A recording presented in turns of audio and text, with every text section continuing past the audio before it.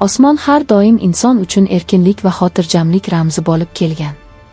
Qachonki ko'zimizni osmonga tiklasak, xavf emas, balki kenglik va tinchlikni his qilardik.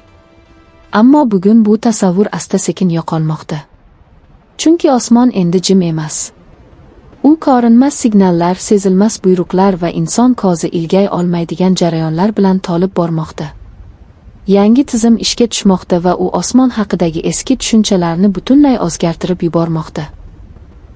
Tasavvur qiling, hech qanday portlashsiz, ogohlantiruvchi ovozlarsiz, hatto dushman buni anglab yetishga ulgurmasdan, havo hududi allaqachon nazorat ostiga olingan bo'ladi. Radarlar ishlayapti, samolyotlar uchmoqda, uchuvchilar o'zini xavfsiz his qilmoqda. Ammo bir lahzada barcha tizimlar bir xil signalni ko'ra boshlaydi. Bu signal qo'rqinchli emasdek tuyuladi, ammo u qaror qabul qilish imkonini yo'qqa chiqaradi. Chunki bu yangi bosqichning boshlanishi. Avvallari havo ustunligi deganda tezroq uchish, balandroq ko'tarilish yoki kuchliroq raketaga ega bo'lish.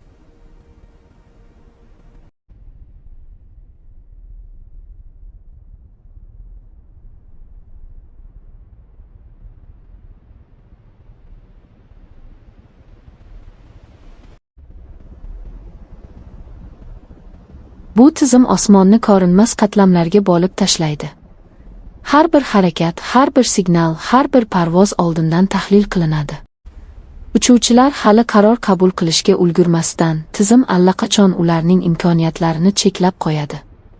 Bu urush emasdek ko'rinadi, ammo natijasi urushdan ham keskinroq bo'lishi mumkin. Eng dahshatlisi shundaki, bu tizimni his qilish qiyin. Dushman nimadan yutqazayotganini tushunmaydi. Hech qanday portlash yo'q, hech qanday vayronagarchilik ko'rinmaydi.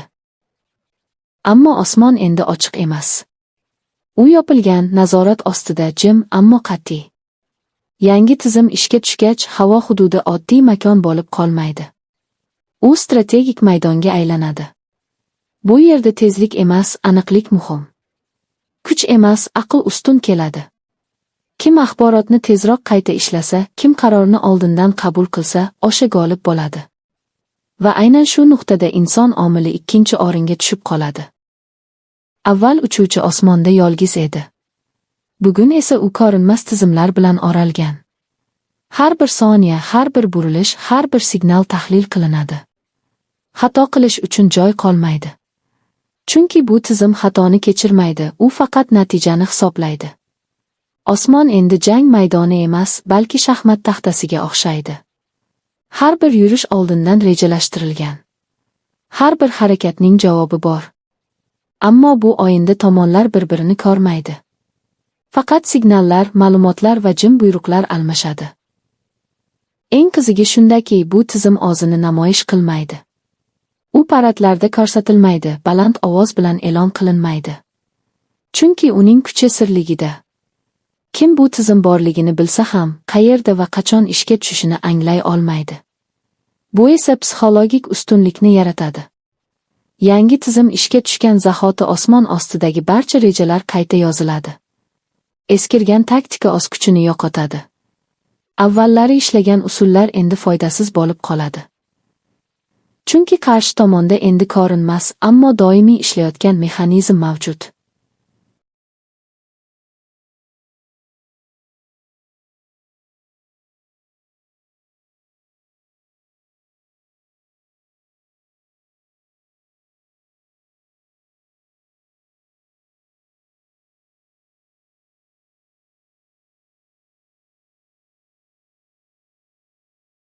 Bu texnologiya urushni shovqinsiz olib borish imkonini beradi.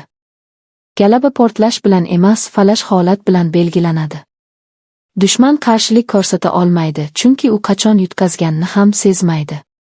Bu esa zamonaviy urushning eng xavfli jihati. Osmon endi faqat samolyotlar uchadigan joy emas. U axborot, algoritm va qarorlar maydoniga aylangan. Kim bu maydonni nazorat qilsa, u faqat osmonni emas, balki yer ustidagi voqealarni ham boshqaradi. Chunki havo ustunligi har doim strategik ustunlik bo'lib kelgan. Bugun esa bu ustunlik ko'rinmas shaklga ega. Yangi tizim ishga tushmoqda va u bilan birga yangi davr boshlanmoqda. Bu davrda kuch namoyish qilinmaydi, u his qilinadi. Portlashlar eshitilmaydi, ammo natija aniq bo'ladi. Qarorlar tez emas, oldindan qabul qilinadi.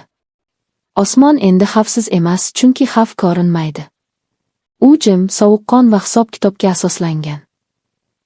Bu tizim ishga tushgach, har bir parvoz, har bir harakat qayta o'ylab bajariladi. Chunki endi osmon hammasini kechirmaydi. Bu faqat texnologiya emas, bu fikrlash tarzining o'zgarishi. Bu kelajak urushining soyasi. Va bu soya allaqachon osmonga